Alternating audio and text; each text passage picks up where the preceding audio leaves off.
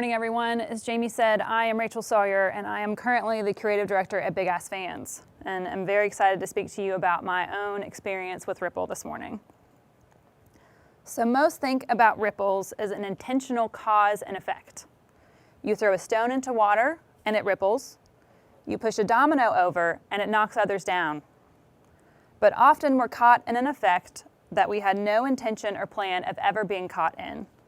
We get hit, drug into, blindsided, or just involved in someone else's ripple or some other cause that's affected our lives.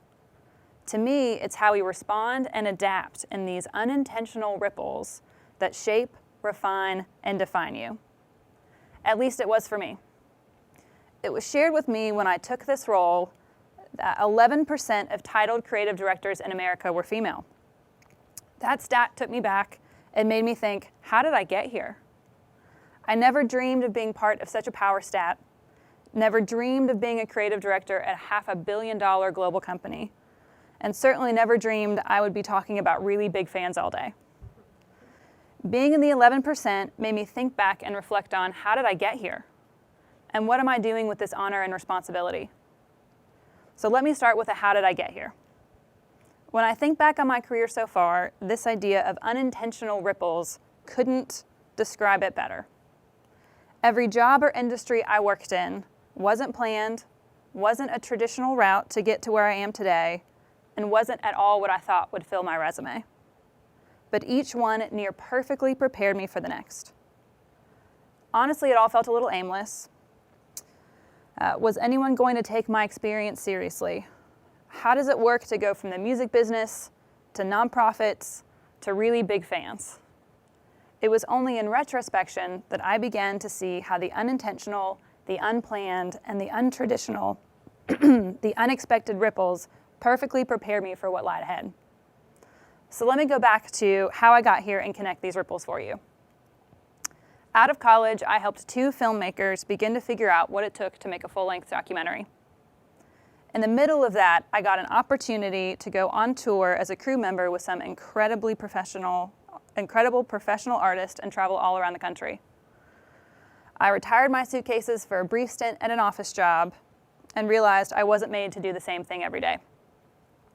I pulled back out my suitcases and started chasing disasters around the country and the world with an international disaster relief organization. Then realizing there's a balance between variety and stability, I found my way to Big Ass Fans. And at Big Ass Fans, I found a creative challenge unlike anything I had ever faced before. So wait, I get that's a lot. A documentary, touring, natural disasters, and now high volume, low speed fans. How does that all connect? So I had no idea how to make a documentary or start a nonprofit when I met those 2 filmmakers. But I started to figure it out and learn what it was like to work with incredibly talented and creative people. I took that figure it out mindset and found a different group of incredibly talented people when I went on tour. As part of a touring crew, we handled all of the tour and show logistics. And for my artist, all the band and crew lived on the same tour bus. So I learned a lot about interpersonal dynamics with your coworkers. I learned a lot about how to work in a constantly changing environment in a different city and with a different venue staff every day. And I learned a lot about flexibility and humble confidence. In disaster relief, I helped coordinate volunteer efforts for natural disasters around the world. All of those lessons from touring equipped me to be able to leave at a moment's notice to go who knows where, to work alongside all different kinds of people, to think situationally with each different disaster, and know with confidence when I walk into a community that no 2 disasters are the same, but the road to recovery is. And then I found Big Ass Fans. And like I said before, I found a creative challenge at Big Ass Fans that I had never seen. Sure, there was the dynamic of a heavily involved founder CEO, then there was navigating an acquisition, and then the post-acquisition rebuild, and that certainly was a lot. But the creative challenge wasn't just those features or factors, but more so the fans themselves. See, there's no playbook for how to market massive fans. It's a new industry, and our product portfolio is so broad that if you've got a flat surface, you really can use one of our products. So how do you effectively market a commoditized product to everyone? And that's the creative challenge. So from figuring it out with filmmakers, to hustling on tour, to working around the world with all kinds of people, to keeping a level head when having to react and respond in the moment when things quickly change, each unintentional ripple of my career impacted the next to teach and train me how to think quickly, intelligently, creatively, and with the people around me to meet the task at hand. And so here we are. As a female creative director, I'm in the 11% in America.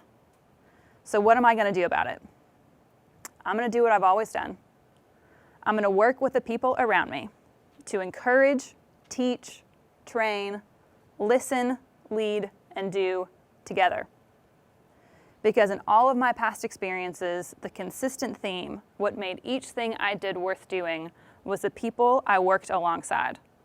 They taught me the most and shaped me into the professional that I am today. Because teamwork really does make the dream work. The past year has taught us a lot of lessons and a lot about ourselves. And the big one for all of us is the repercussions of isolation, especially as creatives. That creative, collaborative environment is one most of us thrive in and for, and this pandemic has put our creativity to the test. But this was another creative challenge I was ready to rise to and to continue to lead my team and those I work with through. See, I believe the best work comes from working together. Each person brings a unique perspective and a unique way of doing things to the table. Each deserves a chance to be heard and a chance to learn from one another. You've got to work through the bad ideas to get to the good ones, and often the best ideas aren't attributed to just one person. Collaboration, especially creatively, can be scary and difficult, but it can also be so fruitful and fulfilling. I see my role as a creative director not to sit in the corner and come up with all of the good ideas, but to lead and inspire my team and those I work with to do and be their best. My designers design better than me. My writers write better than me. But what I do is I connect it all together. I bring us around that table, create the space for us to share and to learn from each other and to collaborate. I do all I can to keep us on track and on brand, which with creatives is a little difficult sometimes, but in that seek to create a safe space to grow, to try, and to excel. While teamwork does make the dream work, it also comes with its frustrations. We don't always get to choose who we work with or what we get to do. We're often impacted in ways out of our control or desires by those unintentional ripples all around us. But it's what we do in those moments, how we respond to the unplanned, how we roll with the unintentional that shapes us and teaches us the most. I know it certainly did for me. And I want to leave you with this challenge. When you get hit with that unplanned effect, with someone or something else's ripple, what are you going to do about it? Will you push back, give up, get frustrated, or will you throw in your own rock and see what happens? Or will you ride it out? Will you look around you and see what kind of opportunity that it could bring and what kind of people you might get to work with and work alongside? Will you begin to see the connection points of how what you did prepared you for what you're doing and how what you're doing could prepare you for what's next? Never would I have dreamed that my career would have held what it has held so far. Tour buses to floods, hurricanes to HVLS fans. But each of these steps, these ripples, shaped me, taught me, and made me who I am. And they continue to define the way I lead those around me. And I wouldn't change a thing. Thank you.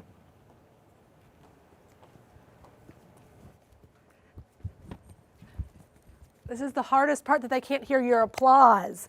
So there's lots of applause. I see the yellow hands, so congratulations. Thank you to our first Audience Takes the Stage. We will hear from Rachel in just a minute. We will invite all of our Audience Takes the Stage members back on stage. But now we're going to go right to our next one. We have Ashley Oliver online with us. I see you, Ashley. Ashley, the floor is now yours. Sure. Hi, everyone. Thank you for having me. 4 years and 8 months ago, I was drowning.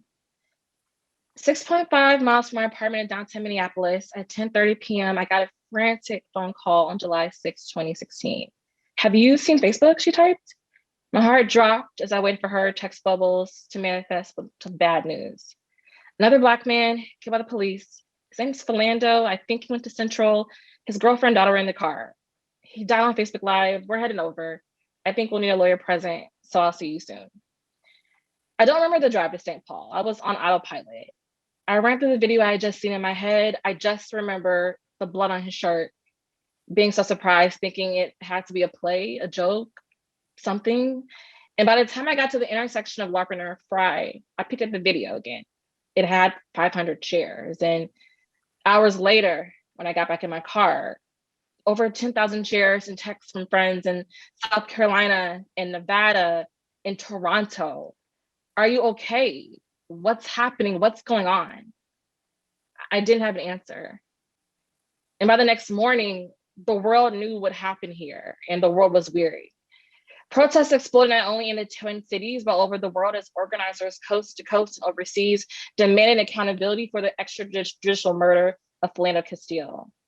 My own mother pleaded with me to stay inside, wrestling the necessity of my work, being a civil rights attorney and legal chair of the Minneapolis NAACP, but also panicked about losing her daughter at the hands of violence. But I couldn't stay inside. The city needed answers about law. They needed space to process what happened. They needed attorneys to bail protesters out of jail. And I felt it was my responsibility to show up. I was in over my head. I admit the water was eye level, but I was paddling, sputtering, treading water to do the work that the people needed. A few days later, I felt like my body was losing steam. My shoulders were locked up so high to my neck, it looked like earrings. My feet were calloused after marching for miles, after rallies, after running from tear gas. My heart rate was through the roof because I wasn't sleeping. If I wasn't answering a text about stop and frisk or a question about First Amendment rights, I was imagining the astonishing red blood of Philando flashing across his chest when I closed my eyes. I knew I couldn't live like this. So a week after the 6th, I found myself at a yoga studio, determined to relax my body, which will hopefully allow my mind and my soul to follow. I already had a yoga mat, and I immediately wasn't an avid practitioner. Every studio I went to Minneapolis was full of skinny little women wearing white women who looked like I had a third head when I entered the room. So I just meditated in my apartment. This day, though, I felt like I needed community. I knew I needed to stop furiously kicking in the water. I needed to float. And I thought there'd be no better place than yoga studio. The class started off normally, trying to clear my head of the trauma of the past week, of the past 400 years rather, was hard, and I was getting frustrated. Instead, I chose to focus on the calming voice of the yoga teacher. And when it was time to express the pose known as downward dog, a yoga pose where you're traditionally on all fours, head down, hips up, she bounced around the room with a jovial voice and said, "All right, let's get those ghetto booties up in the air." I proceeded to touch my back, attempting to get my hips to arch higher. The wave of embarrassment and fury and horror smacked me across my face. I looked up at her, praying for confirmation that I was in a nightmare, but she looked down at me, smiling, before bouncing off to correct someone else. I held the position. I held my embarrassment. 2 drops of tears bounced off my mat. I silently cried through the rest of the practice. I felt like an idiot. I came here to release some of the pain and trauma and pressure I had been carrying from the world, only to have this white woman microaggress against me, referring to my bottom as a ghetto booty and to touch my body without my consent. I finished the rest of the class, which was a miracle. And by the time I reached Shavasana, the final pose where you're traditionally on your back, palms outspread and legs wide, 2 rivers of tears were on each side of my mat. When it was over, I didn't have the strength to explain to her how she had harmed me, how she had created a hostile space, how I, as a Black woman, was traumatized by her words and her touch. I just left. Because when you're drowning, you don't have enough oxygen to do much else but survive. So I went back to surviving. And ever since the incident, I became more convinced that yoga just wasn't for me. All the students I've been to were problematic. One asked me if they were okay with playing the N-word in class. Another asked if I can get to the back of a post-class photo. So I endeavored for other physical outlets to express myself. But last summer, after the extrajudicial murder of George Floyd, I found myself feeling hopeless again. This time, though, I wasn't with my community in Minneapolis. I was here in Lexington, stuck at home in the middle of the pandemic, and my anxiety had risen to an all-time high. I didn't know how to clear my head, how to process my thoughts, how to calm my heart rate, how to sit with the pain that I was witnessing yet again. 2 weeks after Mr. Floyd's murder, my best friend told me about this scholarship. A yoga studio in Austin, Texas was giving out completely free scholarships for Black folks who want to become yoga teachers. I was initially skeptical. All the incidents of harm I experienced had made me convinced that yoga wasn't for me, but the gesture seemed authentic and opportunity was free. So we started this journey to become yoga teachers. And as soon as I started this yoga teacher training, I was met with instructors who understood what was happening, who understood that Black bodies were being traumatized by the world, who understood we needed space to allow our bodies and souls to heal, who understood that the way that our community needed yoga now more than ever was of paramount importance. I learned the importance of pranayama, one of the 8 limbs of yoga, which is the practice of the regulation of breath. And at this time, I was having panic attacks every other day, something that never happened to me before. And I was drowning in my anxiety. But learning how to breathe more intentionally, how to synchronize my breaths, helped me regulate my feelings and change my life. I was hooked. I was so excited. I wanted every person to know that yoga can be an important tool in a toolkit of self-care. And while I was ready to get on my soapbox and spread the metaphorical gospel of yoga, so many Black folks in my community were not trying to hear it. I got responses refuting my praise. Yoga is for white people. I'm not flexible enough to do yoga. My grandma would kill me if I do yoga. She thinks it's for the devil. Are you praying to weird gods now? I can't afford yoga. That's expensive. My booty cannot fit in Lululemon jeans. Lululemon leggings, and I cannot afford them. The last yoga class I went to, I was ignored. The last yoga class I went to, I was hypervisible.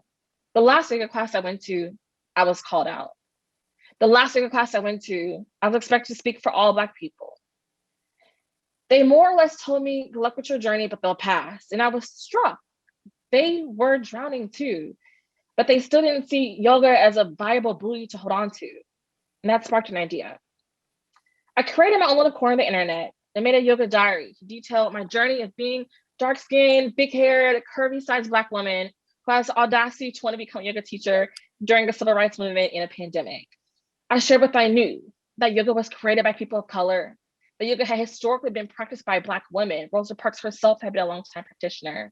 That my quest to find balance in mental health was imperative, and that self-care for Black women is revolutionary.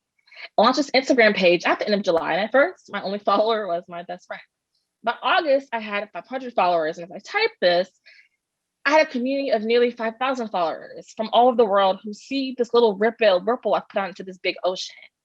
And while I'm proud of the community I've built around honest conversation about social justice and wellness, I wasn't satisfied. So in November, I launched an apparel for Black girls who do yoga, reminding them and everyone that self-care is revolutionary. And as Audre Lorde said, it's an act of self-preservation, and that's political warfare. The response to this unapologetically Black apparel was shocking to me and showed me that the wellness space need more things that speaks to the contemporary needs of equality and justice. So I built my own brand. Yoga and Mahogany is my lifestyle brand, and it features and focuses on revolutionary wellness for all, with over 300 items that feature and showcase that wellness is for the culture.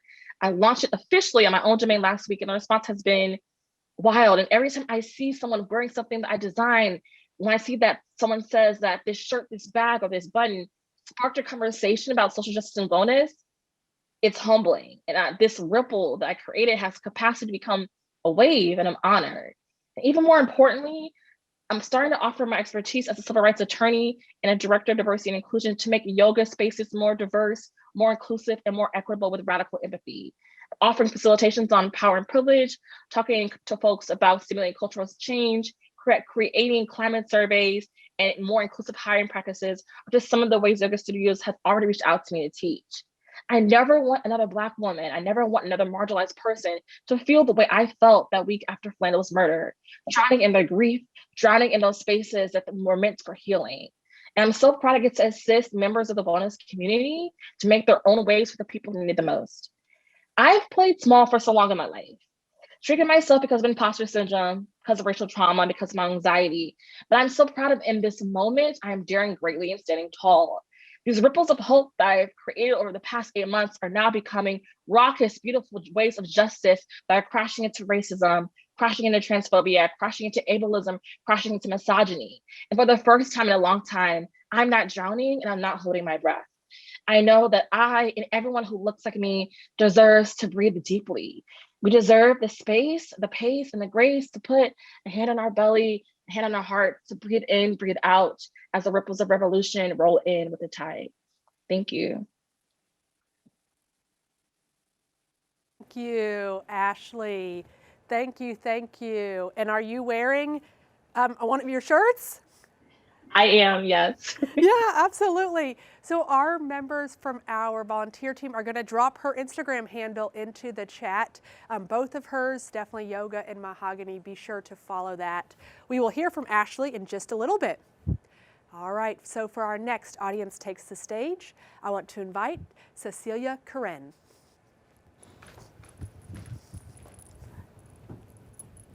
Hello, hello, hello, everybody. How's everyone doing?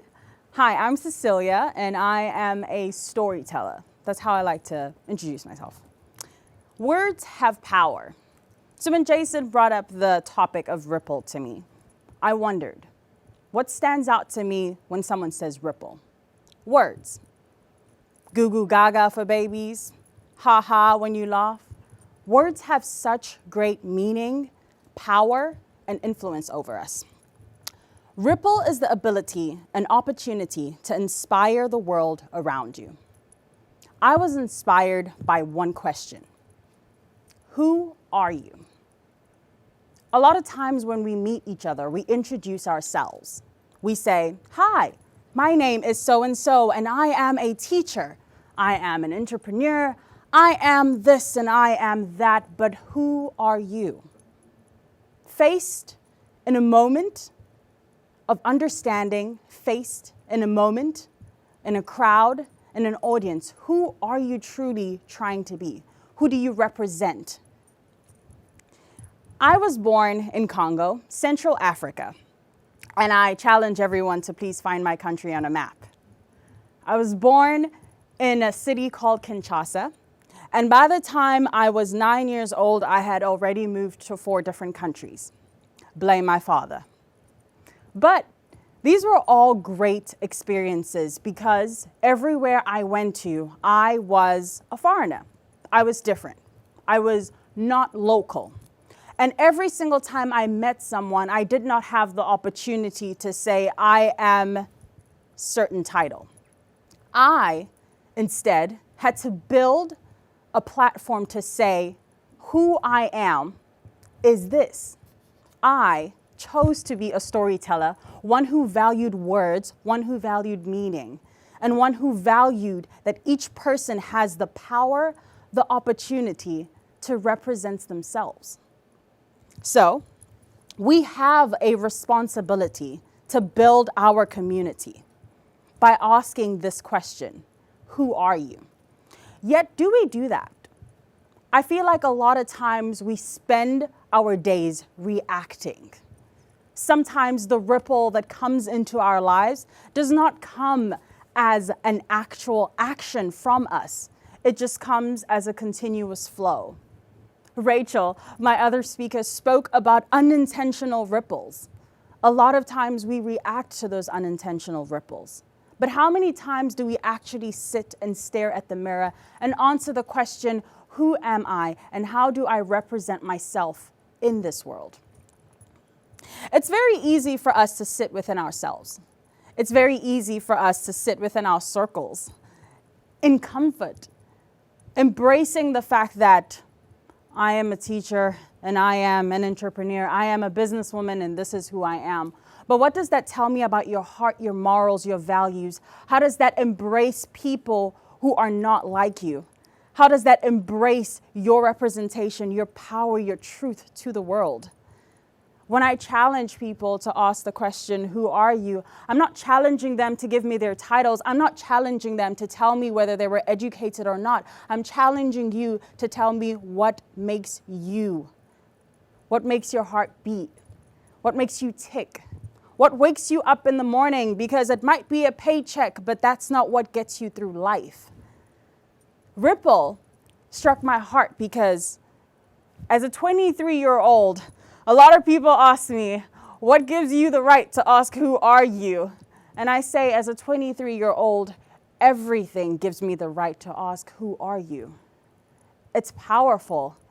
Imagine someone asking you to present yourself instead of defining you as a girl, a Black woman, an African woman, a Congolese African woman. I have been so defined before I even had the right to say who I was. So, not again, never again. Every single moment and every single opportunity that I have, I chose to answer the question. I chose to define myself by the incredible spirit of the community that I was raised with. That is that I am a storyteller. I have a gift, a passion, and now a career to be able to help people tell their story, to be able to help people answer the question of who they are, who they want to be, how much more can they be? Because it is a lifelong journey of exploration, a lifelong journey that can never just be answered in 1 second. So, we live out our words. Power have words. And in actual fact, words are powered by us. Do not diminish the power that your words have. When you ask yourself, who are you? That has power. So when you ask someone else, who are you? That has power too. Don't place your own frustrations and definitions on people when we are meant to live out and breathe out beautifully. So, in closing, take hold of the present, your presence, and your identity. Define your life by your tongue. And remember that you are defining others by your tongue. So before I go, I want to ask you a question. Who are you? Thank you.